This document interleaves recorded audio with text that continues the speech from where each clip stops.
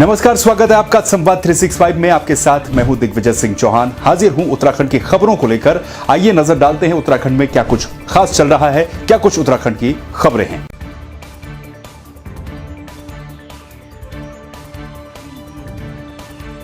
हरिद्वार में 11 साल की मासूम से दुष्कर्म और हत्या को लेकर धर्मनगरी में जन आक्रोश लगातार बढ़ रहा है। वहीं पिछले 2 दिनों से कैंडल मार्च और रोड जाम का सिलसिला जारी है, जिसको लेकर प्रशासन ने अब 400 लोगों पर मुकदमा दर्ज कर लिया है, जिसे लेकर कांग्रेस ने कड़ा विरोध जताया है। कांग्रेस ने प्रेस कॉन्फ्रेंस करते हुए कहा है कि हरिद्वार में बेटी के साथ जघन्य अपराध हो जाता है और जो लोग बेटी के न्याय के लिए खड़े हैं, पुलिस उन पर ही मुकदमा दर्ज कर रही है। बता दें कि गुरुवार को पूर्व मुख्यमंत्री हरीश रावत भी पीड़ित परिवार से मिलने पहुंचे थे। ने जो प्रेस कॉन्फ्रेंस किया उसका मूल उद्देश्य यही है कि जो शासन ने आदेश करके प्रशासन से जो मुकदमे कराए हैं आम जनता के ऊपर, तो ये वो वाले काम हो गए कि जो अपराधी है वो तो भाग गया, आम पब्लिक को पकड़ने का काम वो करना शुरू कर रही है। तो जो पीड़ित लोग हैं एक तरह से उन्हीं के ऊपर वो परेशान करने का काम शुरू कर रहे हैं। जैसे उत्तर प्रदेश में योगी सरकार ने किया, जैसे जो कानपुर कांड हुआ या हाथरस कांड हुआ या स्वामी चिन्मयानंद हुए, उनमें पीड़ित व्यक्ति को परेशान उनको बचाने के काम किया और जो पीड़ित है उसको फंसाने का काम किया। और यहाँ स्थिति बिल्कुल वही वाली स्थिति हो गई है कि यहाँ पे आम जनता को फंसाने का काम करना शुरू कर दिया इन्होंने, उसको आरोपी को बचाने के लिए। 400 मुकदमे दर्ज हुए हैं। मुकदमे दर्ज करने का कोई औचित्य नहीं है। लोग 11 साल की बच्ची के लिए कोई अधिकारी हो चाहे जनता का आदमी हो, आक्रोशित होना स्वाभाविक बात है। मैं अपनी बात कर रहा हूँ, अगर मैं उपस्थित होता और जो जघन्य अपराध करने वाला व्यक्ति वहाँ होता तो शायद जनता उसको जान से मार देती और वो अच्छा होता, तो एक कलंक मिट जाता। मैं आपके माध्यम से कहना चाहता हूँ, मैंने स्वयं अपनी आंखों से देखा उस बेटी के शव को उस कमरे में जा कर के। ऐसी हत्या, ऐसा लगता है ये परमानेंट हत्या करने वाला व्यक्ति है जिसने इस हत्या की है।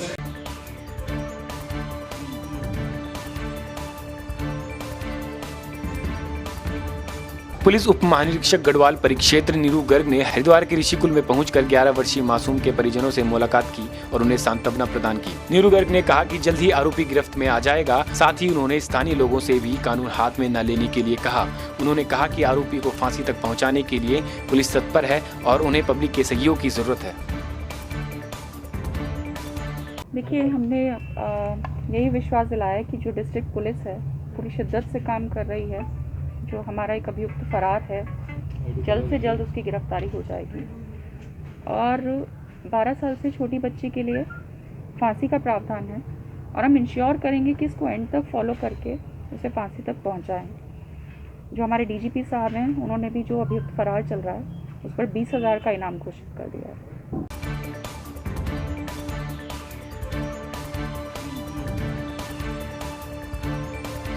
हरिद्वार में कोरोना के चलते क्रिसमस औपचारिक तरह से मनाया गया।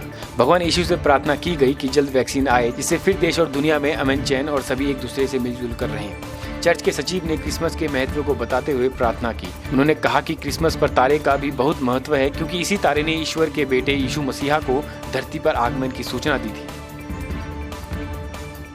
पहले तो मैं बधाई देना चाहता हूँ, शुभकामनाएं देता हूँ क्रिसमस की समस्त शहरवासियों को, प्रदेशवासियों को और देशवासियों को कि क्रिसमस पर्व जो कि यीशु मसीह जिस दिन ज़मीन पर पैदा हुए, अवतरित हुए, राजाओं के राजा, प्रभुओं के प्रभु होने के बाद उन्होंने जो है चरनी में एक हम्बलनेस का मैसेज दिया, नम्रता दीनता का मैसेज दिया और वो एक चरनी में पैदा हुए और वो चाहते थे कि जैसा वो उन्होंने हम्बलनेस दिखाई है वैसी हम्बलनेस जो है वो लोगों में हो। समस्त मानव जाति के लिए वो संसार में आए थे, ओनली फॉर क्रिश्चियंस के लिए नहीं।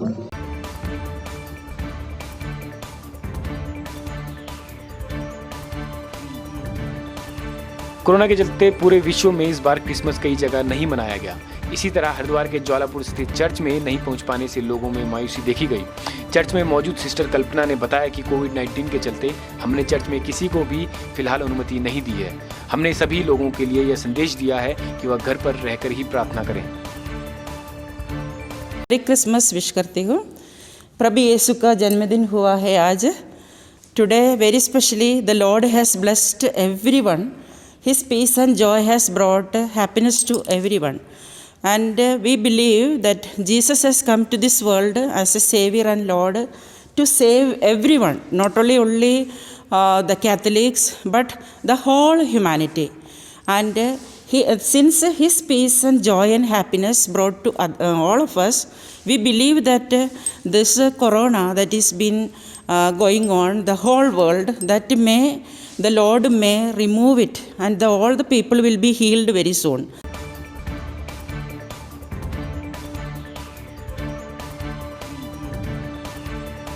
क्रिसमस डे के मौके पर पिथौरागढ़ स्थित मेथोडिस्ट चर्च में विशेष प्रार्थना सभा का आयोजन किया गया। हालांकि कोरोना महामारी के चलते इस साल सीमित संख्या में ही लोग चर्च पहुंचे थे। इस मौके पर पादरी समेत सभी लोगों ने देश में अमन, चैन, शांति और भाईचारा बनाए रखने के लिए प्रार्थना की। इस दौरान मौजूद लोगों ने देश के साथ ही पूरे विश्व में कोरोना महामारी से निजात पाने के लिए विशेष प्रार्थना की। इस वर्ष 2020 में बहुत सी संख्या में लोगों की मृत्यु हुई है कोविड-19 के कारण से। बहुत दुखी हैं, परेशान हैं और हमने अपनी संकटों को देखा है, लेकिन ईश्वर का ध्यान मनन हमें लगातार करते रहना चाहिए। अपने ईश्वर के प्रार्थनाओं में मन लगाएं, तौबा पछतावा करें, मानव प्रेम से बढ़ते रहें, ईश्वर की आराधना प्रार्थना करते रहें, एक दूसरे का ख्याल करें, एक दूसरे की उन्नति के कारण बने, प्रेम भाव से अपना जीवन व्यतीत करें, देश की उन्नति के कारण बने, अपने स्वयं बच्चों की, बुजुर्गों की हिफाजत करें। यही संदेश प्रभु यीशु मसीह का है, मानव प्रेम का। इस बार जैसा कि सारा देश जो है एक आपदा से प्रभावित है, हम लोग यहाँ पे प्रार्थना के लिए उपस्थित हुए हैं ताकि इस क्रिसमस के बाद प्रभु यीशु मसीह हमारी प्रार्थनाओं को सुने और संपूर्ण विश्व और हमारा देश, हमारा प्रदेश और हमारा ज़िला जो है इस वायरस के चपेट से छुटकारा पा सके। मैं क्रिसमस पे आई हूँ और आज मेरे खुदा का जन्म हुआ था और मतलब यही दुआ मांगना आई हूँ कि इस पृथ्वी पे भी सब कुछ सलामत रही है। जो कोरोना महामारी चल रही है ये भी जल्द से जल्द ख़त्म हो और जो भी अगले साल आई है अच्छा है। और हम ये दुआ करेंगे कि हर एक जन सुरक्षित रहे, जैसे परमेश्वर ने हमें सुरक्षित रखा है, हमारा देश अच्छा रहे, हर एक जन सुरक्षित रहे। जो गरीब गुरबा है परमेश्वर उनकी भी मदद करे, इनके पास रहने को घर नहीं है, खुदा उन्हें भी घर दे। प्रभु ने हमारे जीवन में बहुत बड़े बड़े काम किए हैं। उन्होंने हमें ये मौका दिया कि आज हम यहाँ पर आके उनकी स्तुति करें।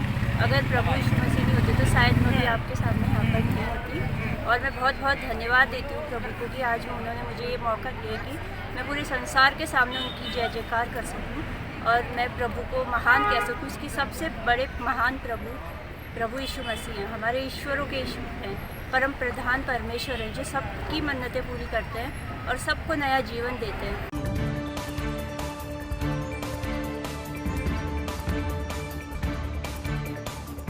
देश के पूर्व प्रधानमंत्री अटल बिहारी वाजपेयी की जयंती के मौके पर पिथौरागढ़ में भाजपा कार्यालय में एक कार्यक्रम का आयोजन किया गया, जहां भाजपा कार्यकर्ताओं ने स्वर्गीय अटल बिहारी वाजपेयी के चित्र पर पुष्प अर्पित करते हुए उन्हें श्रद्धांजलि दी और उनके दिखाए गए मार्ग पर चलने का संकल्प लिया। भाजपा द्वारा स्वर्गीय अटल बिहारी वाजपेयी के जन्म दिवस पर आज सुशासन दिवस के रूप में मनाया जा रहा है, जिसके लिए प्रदेश के प्रत्येक न्याय पंचायत स्तर पर कार्यक्रम आयोजित किए गए हैं। भारतीय जनता पार्टी प्रत्येक वर्ष स्वर्गीय भारत रत्न अटल बिहारी वाजपेयी जी के जन्म दिवस को सुशासन दिवस के रूप में मनाती है।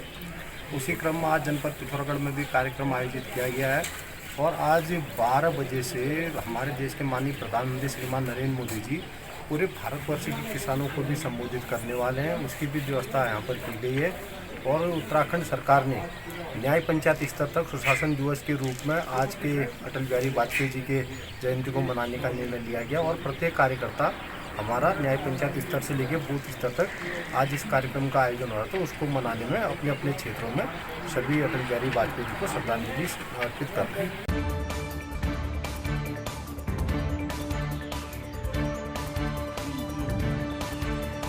एक और जहां देश के पूर्व प्रधानमंत्री स्वर्गीय अटल बिहारी वाजपेयी के जन्म दिवस को सुशासन दिवस के तौर पर मनाया जा रहा है, वहीं पिथौरागढ़ जिला पंचायत द्वारा उनके जन्मदिन के मौके पर एक रक्तदान शिविर का आयोजन किया गया। ब्लड बैंक में लगाए गए एक रक्तदान शिविर में जिला पंचायत के सदस्यों सहित अन्य लोगों ने भी रक्तदान किया। इस मौके पर जिला पंचायत अध्यक्ष ने कहा कि वे रक्तदान के माध्यम से स्वर्गीय अटल बिहारी जी को नमन करते हैं। अटल बिहारी वाजपेयी जी के जन्म दिवस के अवसर पर जिला पंचायत द्वारा रक्तदान शिविर का आयोजन किया गया है, जिसमें अभी तक 6 लोगों ने रक्तदान कर दिया है। रक्तदान महादान है, हम रक्तदान रक्तदान के माध्यम से अपने पूर्व प्रधानमंत्री अटल बिहारी वाजपेयी जी को अपनी पूरी श्रद्धा के साथ नमन करते हैं। और आज उनके जन्मदिवस के अवसर पर सुशासन दिवस भी मनाया जा रहा है, तो इसी संकल्पना को साकार करने के लिए हमने आज जिला पंचायत की ओर से रक्तदान शिविर का आयोजन किया।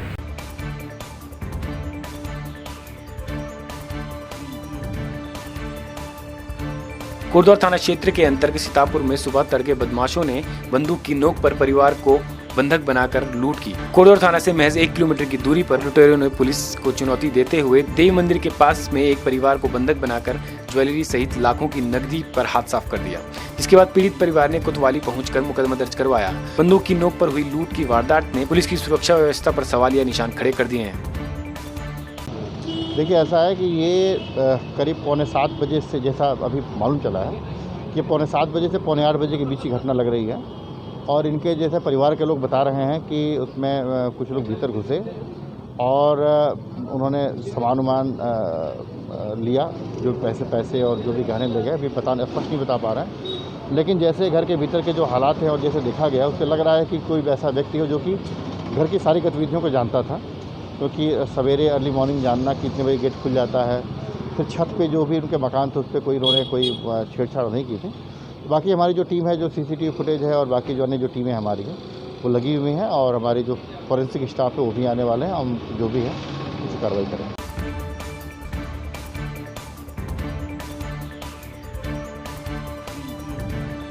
पेशावर कांड के महानायक वीर चंद्र सिंह गढ़वाली की 129वीं जयंती पूरे देश में मनाई जा रही है, जिसमें आज पूर्व राज्य मंत्री जसवीर राणा के नेतृत्व में कांग्रेस कार्यकर्ताओं ने बद्रीनाथ रोड स्थित कार्यालय में एकत्र होकर वीर चंद्र सिंह गढ़वाली के चित्र पर पुष्प अर्पित करते हुए उन्हें श्रद्धांजलि दी। आज देश के सपूत वीर चंद्र सिंह गढ़वाली जी की जयंती है। हम समस्त कांग्रेस जन ऐसे महापुरुष को नमन करते हैं जिन्होंने देश की आज़ादी के लिए अपना एक अहम योगदान दिया है और देश को आज़ादी दिलाने के लिए जो कुर्बानी दी है उसके लिए पूरा राष्ट्र उनका कृतज्ञ है। और हम आशा करते हैं कि जो चंद्र सिंह गढ़वाली जी ने जो सपने इस देश के लिए, इस प्रदेश के लिए बुने थे, राज्य और केंद्र सरकारें उन सपनों को पूरा करने का कार्य करेगी। यही उनके प्रति सरकारों का सच्ची श्रद्धांजलि होगी।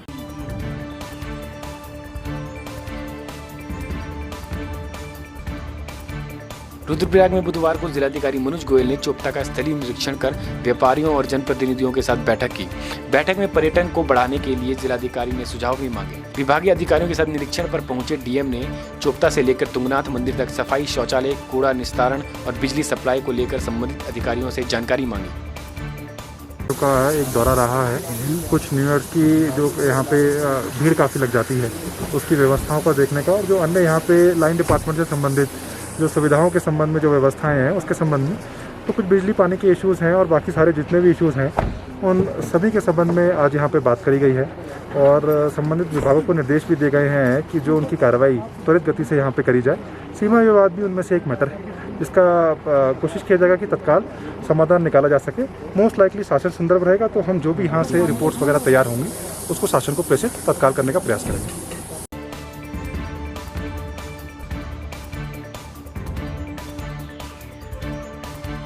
उत्तराखंड के प्रसिद्ध पर्यटक स्थल चोपता में हर साल की तरह नए वर्ष पर हजारों की संख्या में सैलानी आते हैं। ऐसे में पर्यटकों की सुरक्षा को लेकर पुलिस और वन विभाग की तैयारियां शुरू हो गई हैं। इसके साथ ही ऐसे अराजक तत्वों और हुड़दंगियों पर भी नजर रखी जा रही है जो क्षेत्र में अराजकता फैलाते हैं।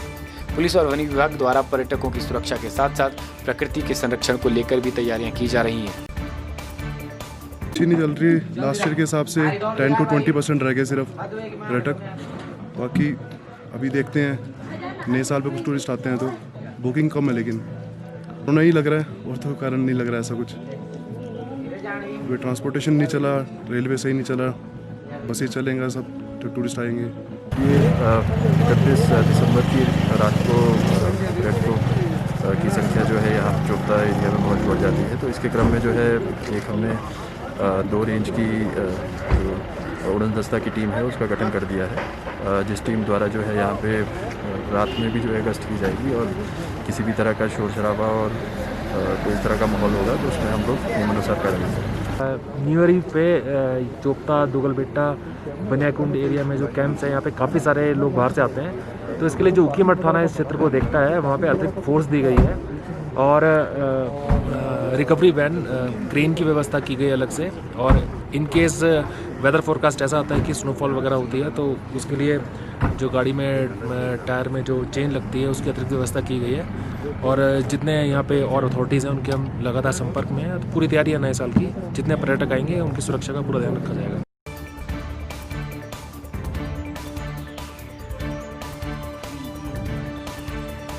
टिहरी गढ़वाले में मादक पदार्थों की तस्करी पर रोकथाम लगाने के लिए चेकिंग अभियान के दौरान चंबा थाना पुलिस ने भीम सिंह राणा और प्रमोद सिंह नाम के 2 आरोपियों को 110 ग्राम चरस के साथ गिरफ्तार किया। दोनों के खिलाफ थाना चंबा में NDPS एक्ट के तहत मुकदमा दर्ज कर लिया है। लड़के हैं जो चरस लेकर के आ रहे थे, इसकी सूचना मिली और इस सूचना पर थाना पुलिस और SOG द्वारा संयुक्त रूप से कार्रवाई की गई है। दोनों लड़कों के पास 55 ग्राम चरस पकड़ी गई है।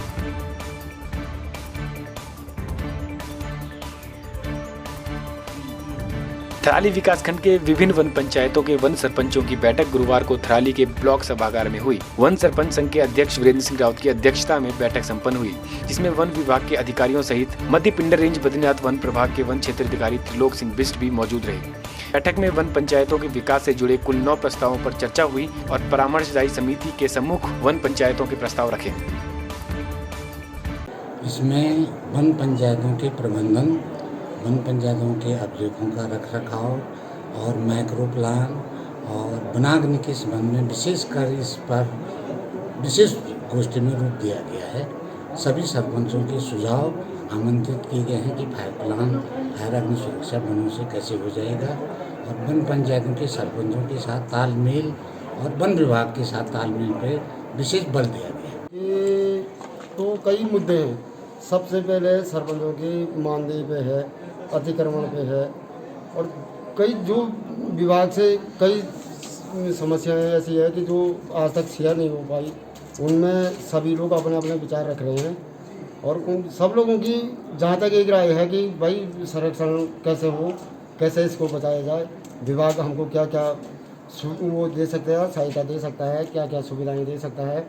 इन मुद्दों पे तो अभी चर्चाएं चल रही है हमारी और हमारी जो मेन है वो मानदेय और माइक्रो प्लान से संबंधित है। कारण यह है सर कि पहले जो सरपंच कार्य करते थे, पहले सरकार पैसा नहीं देती थी और सरपंच लोग अपना निस्वार्थ काम करते थे, अच्छा काम करते थे। जब से सरकार ने पैसा देना शुरू किया तब से सरपंच जो है निष्क्रिय हो गए हैं और पैसा जो है कि मतलब से दिया जा रहा, मतलब कि वन पंचायतों को दिया रहा, जहाँ अच्छा काम हो रहा वहाँ कोई पैसा नहीं दिया जा रहा है, ना उनसे कोई वार्ता की जा रही है, ना उनको अपने साथ रखा जा रहा है। और आज के युग में अगर सरकार पैसा दे रही है तो सरपंचों को कुछ नहीं दिया जा रहा है।